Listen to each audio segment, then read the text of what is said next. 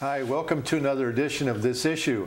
My guests this time are Paco Michelson and Hyun Park, who we call Silver, who are on a speaking tour of the United States about their experiences on Jeju Island in South Korea. Welcome to the show. Thank you. Glad to have you here. Why don't we start out by having you each tell a bit about yourselves.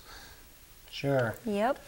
Well, my name's Paco, and I've been working with a Korean peace-building kind of community organization for about 10 years in a number of countries. Afghanistan, Malaysia, East Timor, and a few other places. And most recently, I've been on Jeju Island almost 3 years, working with the struggle there. What kind of things did you do in these other countries? Well, in a wide variety of stuff. In Afghanistan, I did a lot of peace education with local children. We were working in the Bamiyan province in the center, and also in kind of near to Bagram Air Force Base and Black Prison Site in a little bit outside of Kabul. And we did a lot of different programs there. And then in some of the other places, in East Timor, we have a program which we do a peace school, and also we do a kind of family reconciliation program. As some people could know, East Timor was occupied by Indonesia for a long time, and this tore a lot of families apart when they finally got their independence. But now it's been a number of years, and so some families want to get back together. And this group that you work with called the Frontiers, right? It's kind of is it a religious or a spiritually based group, or how would you describe that? That's a good question.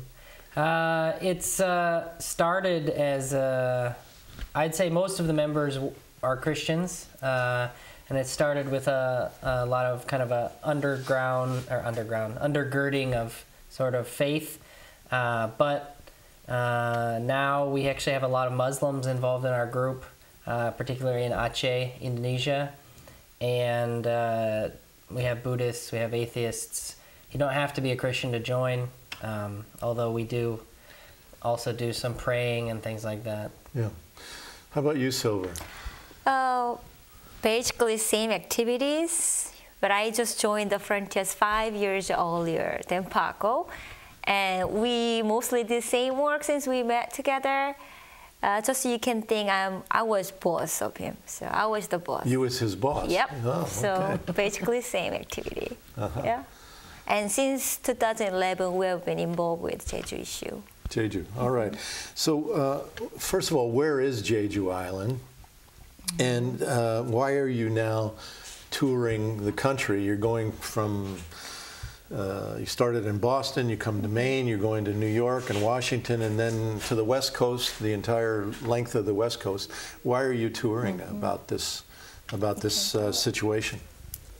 Well, I think it's an important thing for everyone to know about, particularly in the U.S., because this naval base being built on Jeju Island, we believe is being built because of the U.S. and will be used largely by the U.S. And particularly here in Maine, this base will dock Aegis destroyers, which I'm told are built at the Bath Iron Works. So I think it's of particular importance for U.S. Citizens to know what their country is doing in other places. And it's not just happening in Jeju, it's happening all over the Asia-Pacific region. It's happening all over the world, but we'd like to share about Jeju from our experiences. You want to say anything about that? Not really. No, okay. Silver, why don't you tell us a bit about the village? It's a 500-year-old fishing and farming community, and they have been in daily nonviolent resistance for the past 8 years. Right. What does that actually look like? Gagnon is really amazing. People are really amazing. Since 2007, this naval base issue happened, villagers really keep doing peaceful protest. They started actually grand march, the marching around the whole island, ask people, tell people what's happening in their village and ask people to help, and doing one-person protest there.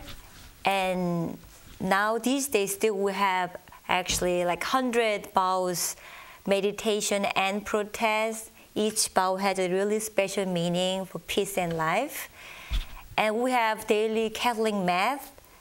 And also important thing I want to emphasize that we have a dancing and singing time every day after the mass. Joy is really one of a very important role for the protest and for us. So every day we have a 4 special song as everybody have fun and synchronized dancing, and make a human chain every day, holding hands in front of the construction gate site. And what else we have? And we have a lot of arts everywhere, on the wall and the port wall and the fence even. Creativity is great energy, bring a lot of joy and inspiration to people. And so again, how long were you both there on the island, and what made you both go there in the first place? Well, we were both there almost 3 years. We got involved in 2011, and we visited for about a month in 2011, but we didn't actually move there till the beginning of 2012. And the simple reason to get involved is that we were part of this organization, the Frontiers, who was already working in Jeju, and they asked us to move to Jeju, so we went. But also, during our 1 month there in 2011, a lot of things happened at that time. We were able to see the Gurumbi Rock right before it was closed off forever. Now, what is that Gurumbi Rock? Gurumbi Rock is it's a 1.2 kilometer long and I believe 40 meters wide single lava rock. It's also a rocky wetland, and it was an absolute preservation area. It's home to a lot of endangered species, and it's right on the coast of Gagnon. And it's a really precious place for the villagers. It's a sacred place, and it's exactly the location that this naval base is being built on. So that whole area has just been destroyed for the port, right? Yeah, there is, if you look really closely, you can see little remains of the Gurumbi Rock, but a lot of it was dynamited, and then much of it has been covered over with cement. And so it's hard to see any of it at all. When you say it was sacred to the villagers, can you describe what that meant, that being sacred? Villagers used to say that Gurumbi was their playground when they were kids. So, they just play and they spend a lot of time, and they're full of memory of childhood was, on the Gurumbi Rock. And there were small 용천수, like freshwater springs. There are several spots. The water is really clean, and villagers, whenever they have some special traditional family ceremony to have a memorial about their ancestors, they used to use that water from the Gurumbi. So that's really meaningful, and that means a very sacred place to bring that clean water. And also, whenever their kids get sick, they usually bring that water to give their kids to get, they believe that the water has such a great power. Their ancestors help us to heal ourselves. And people used to have some meditation, use the Gurumbi area. Whenever they have some hard time, they come and pray, and they have some meditation there. So really sacred for villagers. So this has been devastating for them to have their Gurumbi Rock and now their village under attack to build this Navy base. Definitely. Definitely. And so people try to block the gates where they're going in, bringing cement trucks to build the base. And many of them have been jailed, is that correct? Can you talk about that? How many people have been jailed? What has that been like? How long have they been in jail? Things like that. Yeah, more than 50 people have been imprisoned. Well, there's been more than 50 imprisonments, I should say. A number of people have been imprisoned several times. Probably the most is a former film critic, Professor Yang Yimo, who's been imprisoned 4 times. And the sentences, the jail time has varied from 3 months all the way up to the longest sentence so far is 1.5 years, 18 months. And again, that was for Yang Yimo, this person who's been imprisoned 4 times. And he was just arrested just for blocking construction vehicles, correct? Mm-hmm. Most of the arrests are just for sitting in front of a construction vehicle, occasionally climbing on top of a construction vehicle. But most of what's happened is just this blocking this. Sometimes people have been arrested trying to get to Gurumbi Rock through the sea, because this is on the coast. Sometimes people have been arrested for environmental monitoring.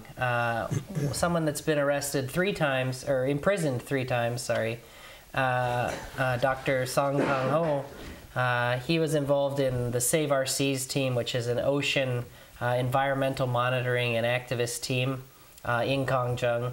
And he and another person, a Jesuit priest, Pak Do Hyun, they were both arrested simply for exposing some environmental regulations that the company was breaking. And they called the Coast Guard to report this. And when the Coast Guard arrived, they arrested those 2, and they were both imprisoned for 6 months. You said, excuse me, 50 people have been in prison, but how many have been arrested over these 8 years? There have been around 600 arrests. 600. Yeah, and from that 600 arrests, there have been about 700 arrests. And from those 700 arrests, there have been about 200 court cases involving around 600 people.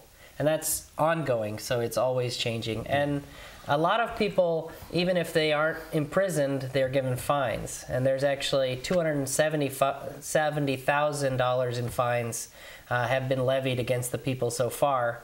And this number also keeps growing and growing. And they bring in lots of police, correct, from all over the country? Yeah, true. Can you talk about that?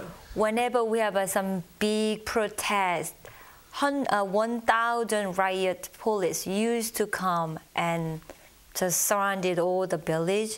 So far, 220,000 police have come to Gangneung. But 220,000 police? Yes, but that actually report by until 2012.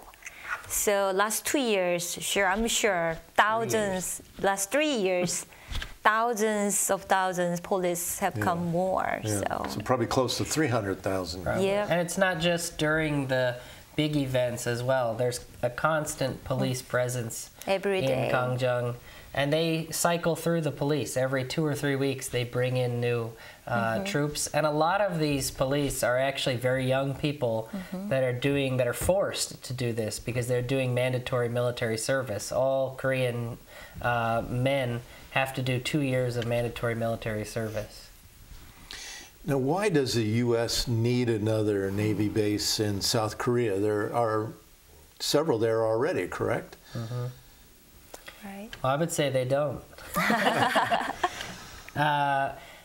They don't need one, but they want one. And we believe, the U.S. obviously won't say this openly, but we believe that this is all part of their pivot to Asia, in which they're repositioning their troops, the majority of their forces, to Asia in an attempt to sort of encircle China, because, as we know, China is becoming an increasing power in this world, both economically and militarily.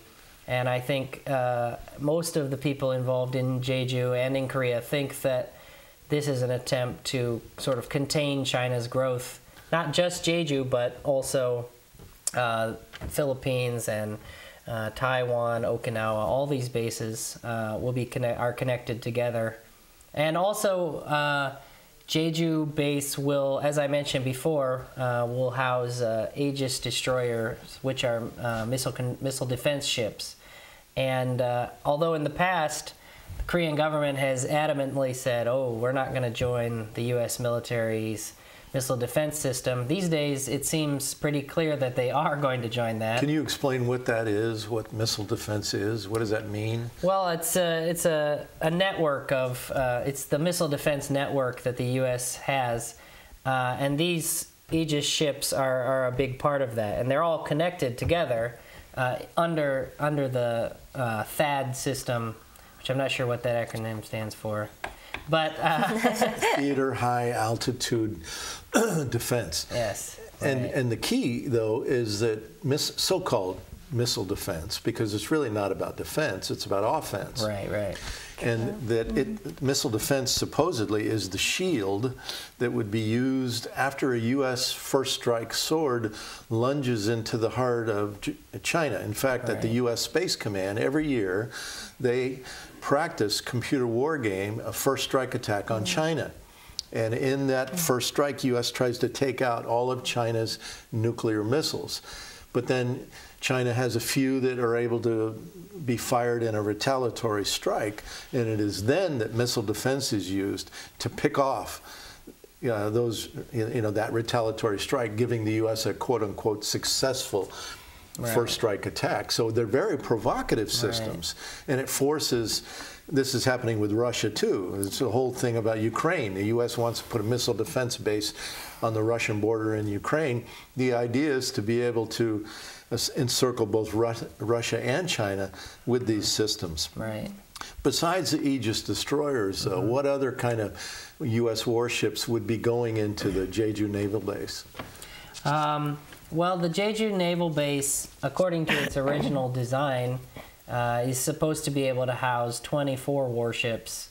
And including this, the U.S. forces in Korea actually gave some blueprints to the South Korean government and said build the base according to these specifications.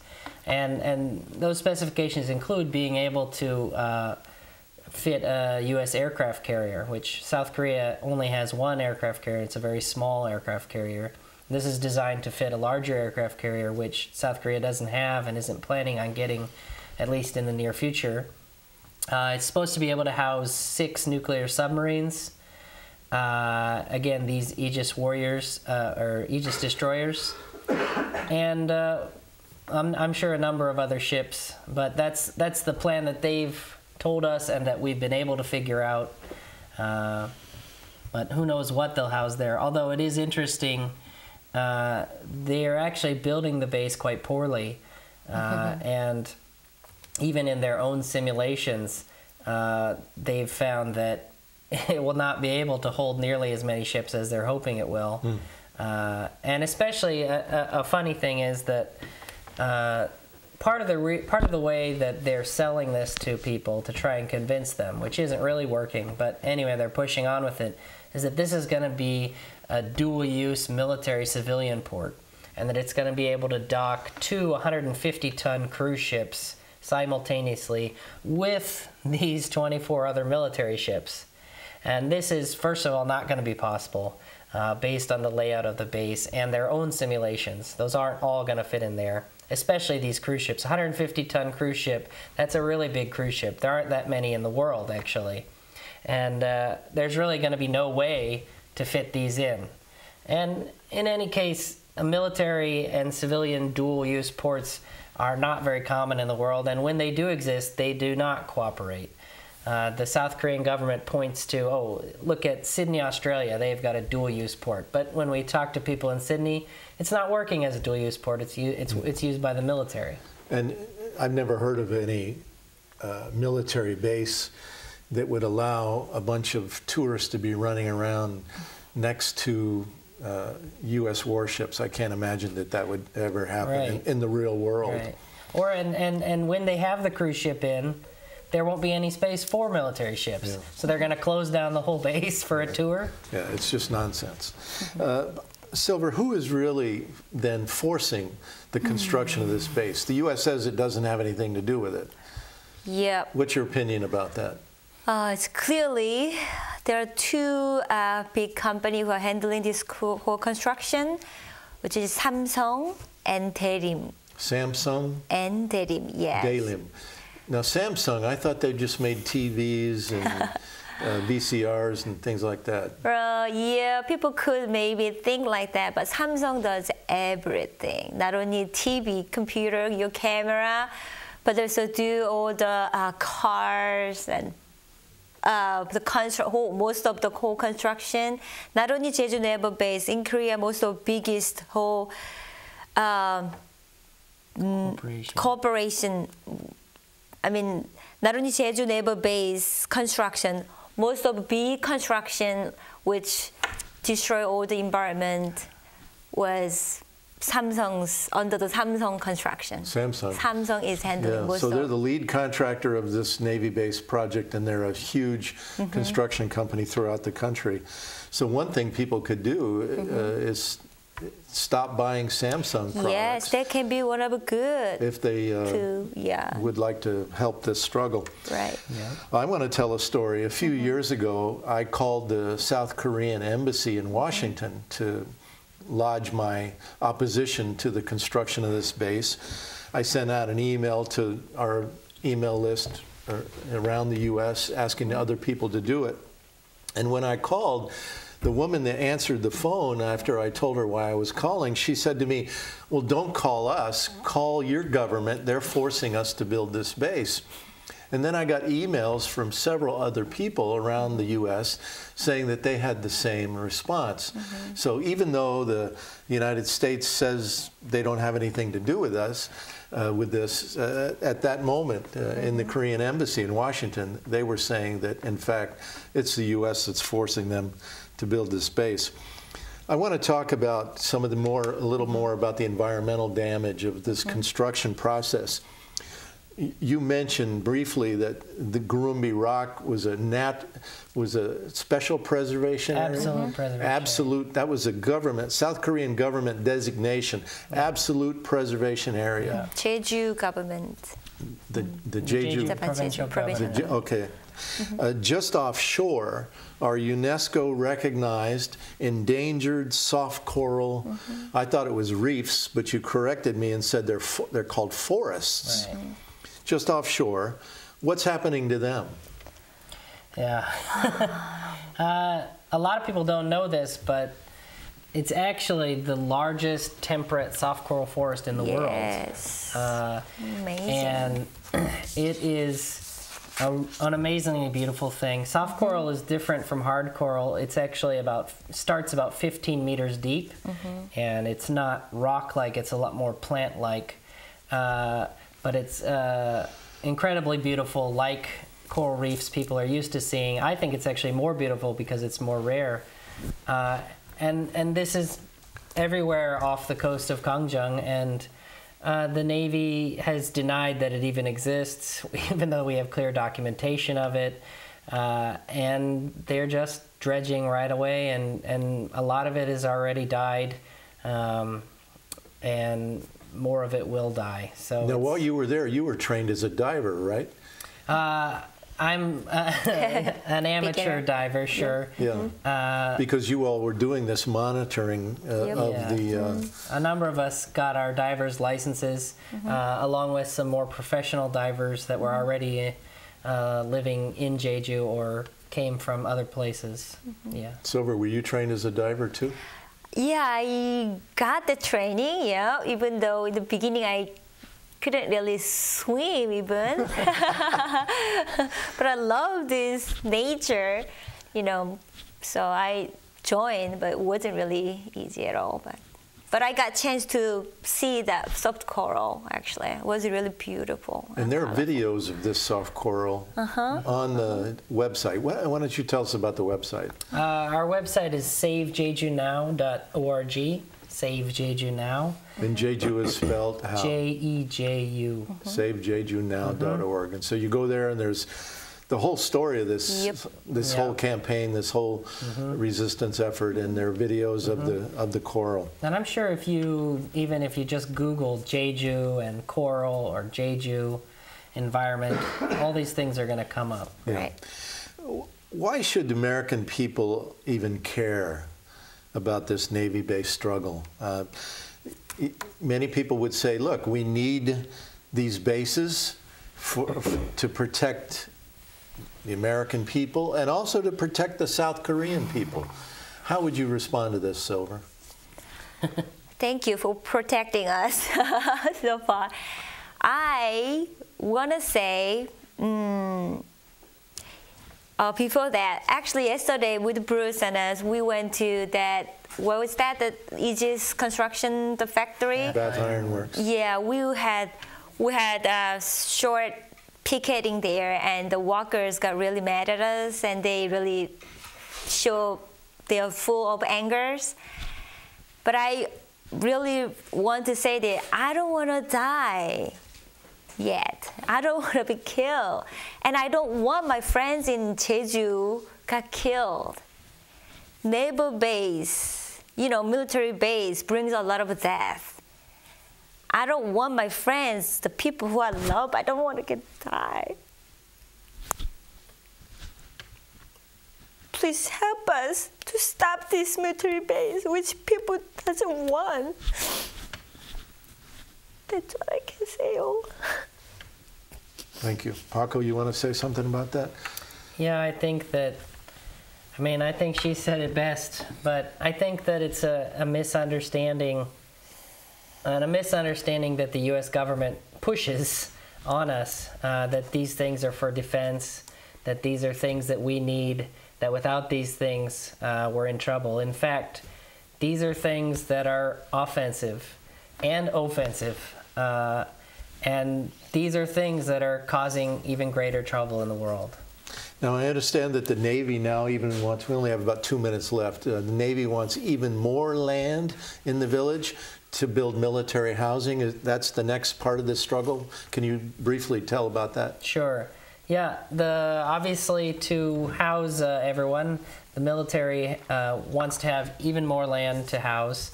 The base will have about 7,000 soldiers, but in addition to that, they want to build housing for 616 military families. And they pushed that for a long time, and the villagers resisted. And finally, they've said, all right, we're going to build housing for 70 families first, because that was all the land they were able to grab. And a lot of people think that later they're going to get more and more and more, but this is what they're facing now. How many people live in the village? There's about 2,000 residents. So 2,000 residents, and then they're talking 7,000 military personnel. Yep. They would just swarm them. Yes. They would be overwhelmed. We have 1 minute left. 1 minute left. Which of you wants to say something to close? Silver, you want to say something? You can say that. And mention the website again, too. Yep. So, first of all, please help us. Go to SaveJejuNow.org, Save Jeju, Jeju, now.org, to find out more and even how you can come to Jeju. The people of Jeju love their island. They love peace. They love the environment, and they don't want this war base. And they've been suffering long enough, 8 years. And it really needs to come to an end. And this is not something that's just happening in Jeju. It's happening all over the Pacific. And please join us to stop this from happening further. Places like Okinawa, Guam, Philippines, others. As the U.S. expands, the bases are being, as the U.S. pivots, the bases are being expanded. Paco, thanks for coming on the show. Silver, thank you very much. And thank you for watching another edition of This Issue. Until next time, good luck to you all, and please get organized.